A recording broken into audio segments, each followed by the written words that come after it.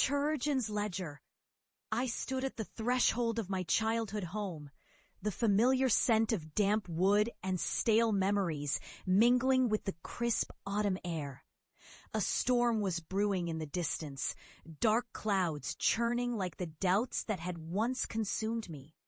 I could still hear their voices, echoing in the recesses of my mind, mocking me, ridiculing my passion for the grotesque and the forgotten. "You'll lose your mind," they had said. "You'll disgrace this family." I had once been their shame, a forensic antiquarian obsessed with necropathological epidemiology. After the scandal, after the betrayal that stripped me of my career, I had retreated into the shadows, into the plague pits beneath the city.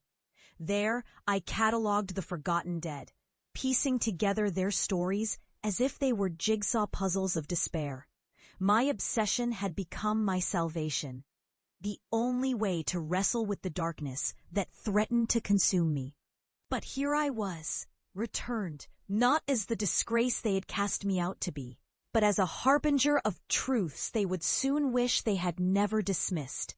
Years of tireless work had turned me into something else entirely, an expert, feared by those who dared to glance at the horrors I had unearthed. I had become a warning. The door creaked open, revealing my family, their faces a tapestry of surprise and disbelief. "You!"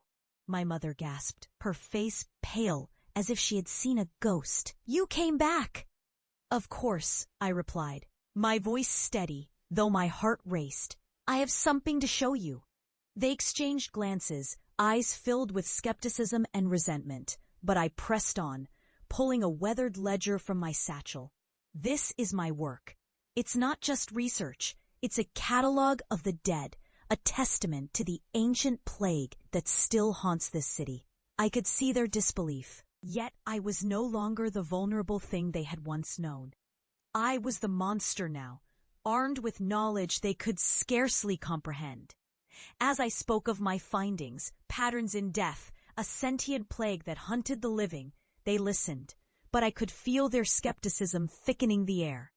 It was as if my words were poison, and they were immune to its effects.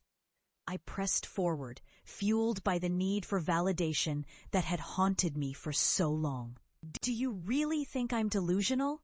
I asked, my voice trembling with a mix of anger and despair. Before they could respond, the shadow coalesced into something more tangible, a figure cloaked in a shroud of darkness, its eyes glowing with an unnatural light. It floated just beyond the threshold where the light of our home met the encroaching night. My family gasped as the figure drifted closer, and I felt a surge of triumph mingled with horror. "You see?" I whispered, my heart pounding. "This is what I've been trying to tell you. This is what I've faced." The figure paused, its gaze locking onto my family with a malevolent intensity. I could feel the air grow heavy, the temperature dropping, as if the very essence of dread had seeped into the room. My mother's face twisted in fear, her disbelief shattered by the undeniable presence of the supernatural. It can't be real," she stammered, her voice barely above a whisper. "It's real," I said, my voice steady despite the chaos swirling within me. "It's been waiting for you to acknowledge its existence. You mocked me, but now you must face the consequences of your disbelief." The specter lunged forward, and my family screamed as it passed through the walls of our home, the shadows twisting and contorting as if alive. I felt the weight of their fear, their regret crashing over them like a wave. They had buried their heads in the sand for too long. And now the truth was clawing its way to the surface. In that moment, I was no longer the outcast.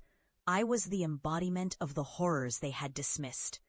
The knowledge I had gained, the dark truths unearthed from the depths of the plague pits, now surrounded me like a shrouded crown. I had survived what they could never fathom, and now they would witness the consequences of their ignorance. As the figure dissipated into the shadows, leaving behind an oppressive silence, I turned to my family. Their faces were pale, their eyes wide with the dawning realization of what they had mocked. "You see," I said softly, feeling a mixture of vindication and sorrow. "The world is filled with horrors we refuse to acknowledge. I've faced them, and I'm still standing. You should have believed." I left them there in the stillness of that haunted room, the weight of their disbelief hanging heavily in the air. Outside, the storm broke, the rain pouring down in sheets, washing away the remnants of their skepticism. I walked away from that house, knowing I had faced the darkness and emerged victorious, yet burdened by the haunting knowledge that some truths are too terrible to bear. As I stepped into the night, I glanced back one last time, feeling the chill of the ancient plague lingering in the air, a reminder of what I had uncovered and what they would never understand. The weight of my knowledge was both a blessing and a curse, and I embraced it as I disappeared into the shadows, a solitary figure chased by the ghosts of the past.